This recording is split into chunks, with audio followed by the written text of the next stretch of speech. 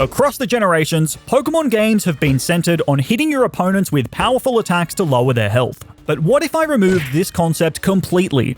Would it be possible to beat Pokemon if I could only use moves with a power of 0? And if that's not enough, I added some extra rules on top to make things even spicier, such as I can't level my team beyond the highest level of the next gym leader. I can't use any items in battle, so no using potions to stall. I'll also be playing on set mode, and I can't Dynamax my Pokemon. With all these rules, would I even stand a chance?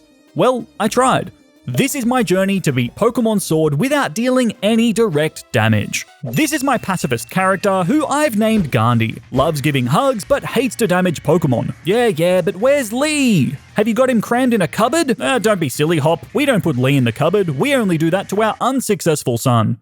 Oh. Leon arrives and we pick our starter Pokemon. But obviously, I'm taking the coolest one, Grookey. He bangs his drum, and then he bangs your I gave Grookey the name Punching Bag because, well, he's gonna be taking some hits. Our first battle is against Hop, which already presents a problem. Grookey only knows 2 moves, Tackle and Growl.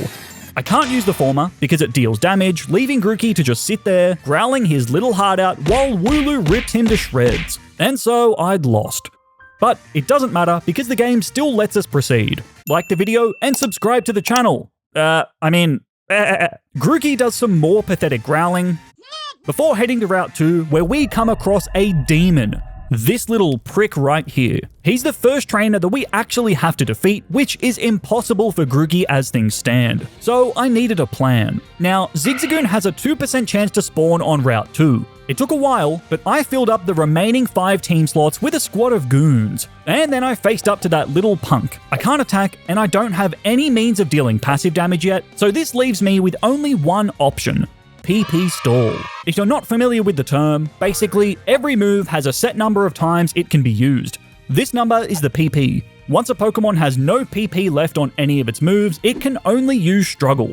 This damages the user considerably, and it's this recoil damage that I'll be relying on. Those Zigzagoon I caught all know Sand Attack, which lowers my opponent's accuracy, making it easier to burn through PP. Grookey can also use Growl to lower Squavit's attack, reducing the damage I take when it eventually does land a hit. By no means is this strategy quick, but it is effective, with Squavit eventually taking itself out with Struggle. I can skip the next trainer battle, but not the one after that. This one's even harder because he has 2 Pokemon. To make matters worse, his lead is a Blipbug which hits all of my Pokemon for super effective damage. This makes stalling much harder as Blipbug rips through my team, taking out 3 of my goons before finally struggling to death. Fortunately, his second Pokemon is a Nickit, which is a much smaller threat. Even with only 3 Pokemon left, I'm able to stall it out with my Pocket Sand strategy. We then catch up with Leon and his wife, who will watch a battle between Hop and I to determine whether or not we're worthy of the gym challenge. This is another fight that you don't actually have to win, so I just sat there while Hop's Wooloo decimated my whole team. This is the worst battle I've ever seen! Well, after seeing a match like that one, I suppose I've little choice but to revoke your Pokemon license and ban you from ever going near a Pokemon again. That was atrocious. Anyway, after leaving the professor's house, I accidentally ran into this wild Yamper and... Okay, I was not expecting that, but caught Yamper and named it Sparklepup. We reached the wild area, which is a huge milestone for this run because it gives me access to a ton of potential Pokemon. The first Pokemon I catch is a Vulpix named Naruto, who, after I grab the Firestone, can evolve into Ninetales. Ninetales then helps me catch my next Pokemon, Roselia. With these upgrades to the roster, I headed north where Leon gives me his seed. The local Rooster cosplayers challenge me to a battle, which is perfect since this gives me an opportunity to show off my new team members. Roselia can use Leech Seed, a passive move which slowly sucks the life out of my enemies. As an added bonus, Roselia's ability can also poison my opponents. Ninetales, on the other hand, can burn opposing Pokemon with Will-O-Wisp, as well as confusing opponents, causing them to hit themselves.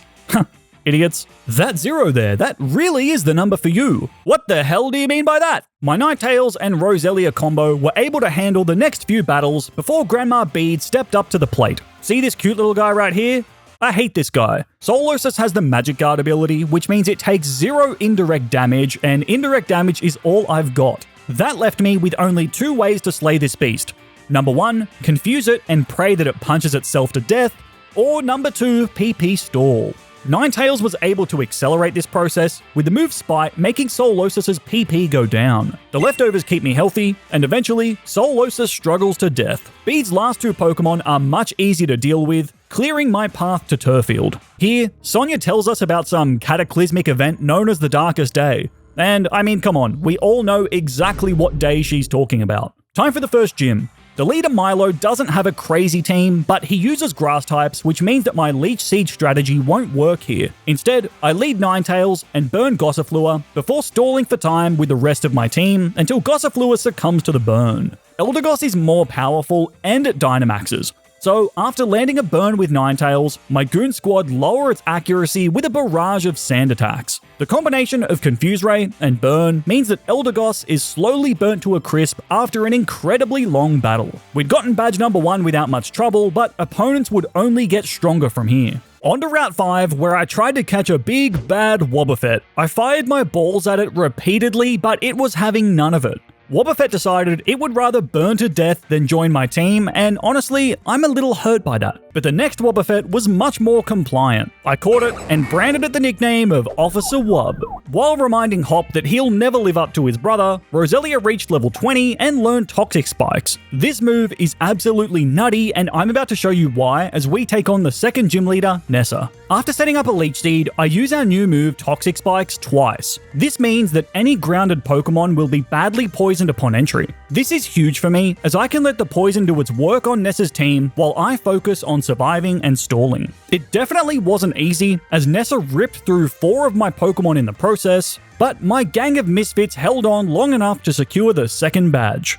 In the Galar Mine, Bede ambushes me in search of vengeance, and he got it. I didn't really have much of a plan, and I got slapped around. My first wipe. I needed to lay down the law, and who better to do it than Officer Wub? Bede's Magic Guard Solosus is annoying, but Officer Wub can subdue the offender by following its endeavor with counter. From here, the fight went much smoother this time, with the last few Pokemon being slowly stalled out to burn damage. Now, the next gym leader uses Fire-type Pokemon, which, when looking at my team, is not exactly great for us. So I decided to make some changes. First, I added our Sparkle Pup Yamper back into the team and slapped an Everstone on that good boy because he's just too cute to evolve. I then caught a Roggenrola in the Motorstoke outskirts and named it Stoned. Now, you might think that gaining EXP in this challenge would be a grind, but you can actually gain levels pretty quickly without battling through the Pokejob system. Basically, we send our Pokemon to work, and this seems hilarious to me. Like, imagine our Yamper gets a job as, I don't know, an accountant. He's just sitting there at his office desk with his glasses on, staring blankly at the monitor, trying to do someone's taxes. Anyway, the EXP boost allowed Roggenrola to evolve into a Boldore, and I was now ready for the next gym. Kabu's a tough leader, but those team changes give me some options. I lead with Stoned and immediately set up Stealth Rock, which will badly damage all of Kabu's fire types on entry. As Ninetales slowly whittles me down, I throw sand in its face to substantially lower its accuracy. Sparkle Pup then hits it with a Thunder Wave, causing paralysis, before Roselia comes in and sets up 2 layers of Toxic Spikes. With that setup complete, Sparkle Pup returns and lets out a big roar. This forces Kabu to switch, bringing out his Center Scorch, who gets shredded by my entry hazards. It does manage to take Yamper out, but falls to poison damage shortly after. To help stall out Kabu's remaining fire types, I pivoted my team so that Ninetales would be hit with fire type moves, which it's immune to thanks to its ability. With this, Kabu's last 2 Pokemon fell to poison, giving us the win and the 3rd badge. The team was holding together really well, and after some very long battles, I made it to Stow-on-Side. The Rocky Helmet is here, and this item is awesome for this challenge. Oh my god, Hop's Cramorant is cannibalizing Arrokuda! You monster! Whoa! Time for the next gym. B uses some hard-hitting fighting types, so by no means would this be easy. I lead Ninetales and burn Hitmontop with Will-O-Wisp. This is important as it'll halve Hitmontop's physical damage output. This means it's safer to switch into Roselia and set up Leech Seed, as well as 2 layers of Toxic Spikes. From here, the name of the game is to stall out B's team with the strategies that we're already familiar with. This gets pretty dicey, as most of my team gets taken out, but we just hung on and claimed the 4th badge. At this point, I decided to bench Officer Wub. Even though Counter and Mirror Coat have a base power of 0, it feels like a bit of a grey area in this challenge. So I think it's best if we send Officer Wub to the Slammer. but that left an open slot on the team that I needed to fill, so I headed to the wild area and caught a Ferroseed. Ferro can be an absolute demigod, just not this one. The Ferro that I'm after requires a bit of breeding. This allows Ferro to learn moves that it otherwise couldn't, so before long, I hatched an egg and boom, we had a Ferroseed with the moves Leech Seed and Toxic. I named it Give Hug Please because come on, look at her, she just wants a big hug. Destroy it all! Bede has a vendetta against children's paintings, I guess. Anyway, it's rematch time, and his Magic Guard Duosion has been a pest throughout this entire run, but now I've got a good plan for dealing with it. If Roselia can hit Duosion with Worry Seed, its ability will become Insomnia, thus getting rid of Magic Guard, and this is a good chance to show just how much of a demon my Ferro is. The combo of Leech Seed, Ingrain, and Leftovers means I can passively recover nearly 20% of my HP every turn. Combo this with the move Protect, and that number effectively doubles. With this nutty combo, I can recover HP faster than Bede can damage me. So Ferroseed can just sit there being a huge pest while Bede's Pokemon gradually succumb to Leech Seed and Toxic. Turns out that Ferroseed is just an absolute menace, because once I'd made it to Bolonlia,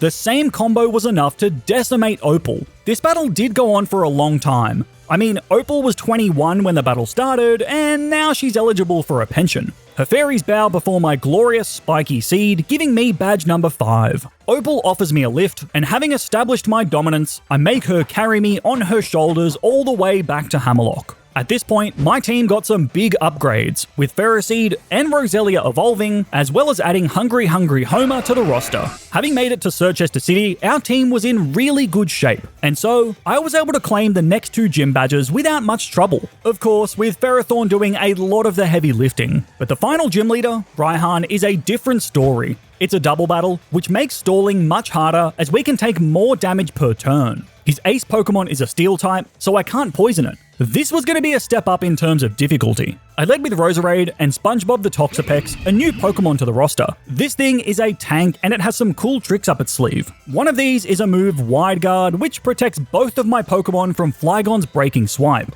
This allows Roserade to land a Toxic onto Flygon, followed by Gigalith on the next turn. My goal is now to stall out the poison with a mixture of Protect on Roserade and Recover with Toxapex. This buys me just enough time to finish Flygon. Sandaconda is next, and Roserade manages to land a Toxic before finally falling at the hands of Gigalith. Soon after, Toxapex also went down, but took Gigalith with it as the poison finally finished it off. Raihan was down to his final 2 Pokemon, but his Gigantamax Duraludon would be the hardest to deal with. To combat Duraludon, I had Ninetales burn it with Will-O-Wisp, not only for the small passive damage, but to also lower its physical damage. However, both Yamper and Ninetales would fall, meaning that I was down to my last 2 Pokemon. I got worried when Sandaconda hit Ferrothorn with a 4 times effective Fire Fang, nearly taking it out. But in the process, Sandaconda itself went down due to my Iron Barb's ability. Congratulations, you played yourself. With only Duraludon remaining, Ferrothorn was tanking critical hits while restoring a bunch of HP each turn. After a few turns, Duraludon was finally melted down by the burn. We'd gotten the final badge, but that was the closest battle yet. We were in the endgame now. I pressed onwards through Route 10, while making sure to take a big dump on Cabby Jeffrey along the way, as is tradition. Once in Winden, I pick up the Black Sludge and give this to Toxapex for some extra passive recovery. Now, the remaining battles would be against big teams of strong Pokemon, and if I wanted to survive, I'd need some upgrades to my team. First up, I caught the Ghost-type Duskull, which I nicknamed Majin Buu. After evolving Duskull, I gave it the Eviolite to boost its already huge bulk. Next, I found an Umbreon strolling around, which I caught and named Sailor Moon. With an upgraded team and some tweaked movesets, I approached Wyndham Stadium for the final leg of the challenge. The next 2 battles are against Marnie and Hop. Now, I want to talk about these battles at the same time because they both suffer from a highly physical team and a lack of fire-type coverage. This means that neither of them can get past Ferrothorn, which is basically a prerequisite for any trainer to be considered threatening. So pretty quickly, Ferrothorn pestered both Marnie and Hop into submission. After slapping around some goons, Oleana stared deep into my soul and challenges me to a battle. This one's pretty tough because she's got a diverse team with some solid coverage. I lead Hippo and set up Stealth Rock as a priority before switching into Ferrothorn and landing a Leech Seed. Problem is, Ferrothorn was burned by Will-O-Wisp, which means I'll be taking passive damage, and therefore it's harder to stall. I set up a few layers of spikes before switching into Toxapex to stall out the remainder of Frostlass's health. Next is Salazzle, who can't really do much to Toxapex, so I'm free to set up 2 layers of Toxic Spikes while recovering the damage I do take. A switch into Roserade lets me barely set up a Leech Seed. With all these entry hazards set, Toxapex was able to stall out Salazzle, the Tsareena that followed, and the Milotic after that. But Oleana's last Pokemon is Trouble. Fortunately, Toxapex is a tank and was able to stall out the Dynamax before I had Dusclops use Curse. With some stalling, we'd secured the win, and the chairman celebrated by sniffing his finger. Did you get enough sleep? Hop, buddy, I've felt tired since 2003. The next portion of the game has me return to Wyndon Stadium to rematch with some of the gym leaders, but honestly, none of these battles were all that close. They all followed the same formula of setting up entry hazards and stalling. So instead of wasting your time talking about these battles, let's talk about the sponsor of this video, the Ridge Wallet. My biggest problem with wallets is that they're too chunky, but the Ridge Wallet solves this with a compact design that can fit up to 12 cards and cash. I was able to go from this bulky wallet to the Ridge Wallet, which is much easier to carry around. The design is sleek, and there's plenty of options with over 30 different styles to choose from. It's also durable and comes with a lifetime warranty. With Father's Day on the horizon, the Ridge Wallet could be the perfect gift because everyone needs a good wallet. To grab yours, head to the link in the description and use the code KeeganJ for a big 10% discount. Thanks to the Ridge Wallet for sponsoring the video. So, after slapping the gym leaders around, we face up to Leon, but my name is Rose and I'm a big dumb idiot who wants to destroy Galar to maybe solve a problem that's thousands of years away. Fine, we'll stop Rose. Turns out Sonia forgot about the championship match. Oh, what, now that you've got your big fancy lab coat, now you're too good for us now, huh? Hop and I grab the rusty sword and shield before backtracking to Hammerlock for a final showdown with Rose. Now this fight scares me a lot as Rose has a team of powerful steel Pokemon. Steel types are hard to deal with since they can't be poisoned. So I need to rely on some other strategies. The first step in my plan is to lead Ferrothorn and use Iron Defense to increase my bulk since Escavalier is a physical attacker. The combination of my Iron Barb's ability and Rocky Helmet dish out big damage whenever an enemy gets too close to Ferro. This takes Escavalier down and Rose sends out... It was a mirror match, and since Ferrothorn is immune to poison and Leech Seed, I had limited options. To get around this, I switched into Dusclops and inflicted Ferrothorn with both a burn and curse to guarantee a pretty quick KO. Next is Berserker, who I also burn, before switching into Roserade and landing a Leech Seed. Expecting it to go for Iron Head, I can safely bring Ferrothorn back out and watch as Berserker takes itself out. Ferrothorn's HP is incredibly low, but by setting up Leech Seed and cycling Protect against Klinklang, it too takes itself out against my Iron Barbs and Rocky Helmet combo. Last is the big metal elephant Copperajah. Ferrothorn can't deal much damage to it, however, it does stall out 2 turns of Dynamax before falling. Dusclops goes down on the next turn, ending the Dynamax. But after Roserade fell, I ran into a problem. I had 3 Pokemon left, but none of them actually had any way of damaging this thing. So my only option was to rely on the strategy that I used right at the start of the run. PP Stall.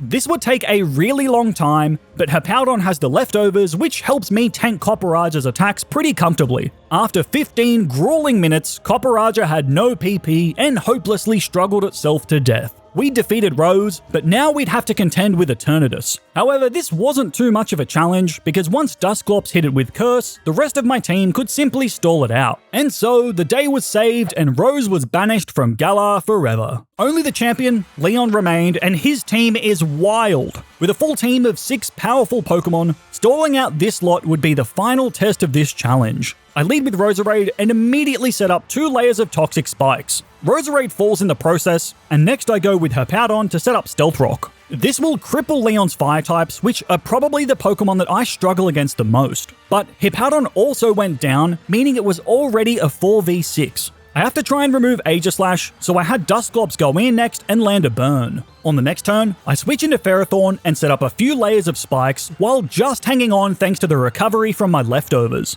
Unfortunately, Leon used a full restore. This Aegislash just won't go down. But after some Protect stalling and pivoting my Pokemon, the Leech Seed damage eventually finished it off. I was at a numbers disadvantage, but I did have a stack of entry hazards set up. Seismitoad is next, and my goal is to stall out the toxic damage. But while trying to do that, Seismitoad actually poisoned me, although since Ferrothorn is immune, it was able to stall out the big Toad. Next is Cinderace, and it gets absolutely shredded by the entry hazards. I know that Ferrothorn won't live long against Cinderace, so switch into Toxapex for a much better matchup. This works really well with the combination of Baneful Bunker and Recover, keeping me healthy until Cinderace goes down. Haxorus is scary since it does big damage with Earthquake, but after boosting my bulk with Iron Defense, Toxapex barely survives a second Earthquake before Recovery gives me a health refill. With this stat buff, Toxapex survives the next few turns before Haxorus finally succumbs to the poison. Against Dragapult, it's a pretty similar story, with Toxapex able to survive its Thunderbolts before restoring its HP with Recover as Toxic claims another victim. So it went from being a 4v6 at one point to now a 4v1. Leon was down to only his Gigantamax Charizard, who takes a huge chunk of damage from Stealth Rock. Luckily, Toxapex just survives a max Airstream before landing a Toxic, which seals Charizard's fate. From here, I pivot to stall for time, and before long, Charizard falls. With that, I'd beaten Pokemon Sword under hardcore rules without dealing any direct damage. For more Pokemon content, jump into this video. If you enjoyed the video, give it a like and leave a comment because it really helps the channel. Take care, and I'll see you in the next video.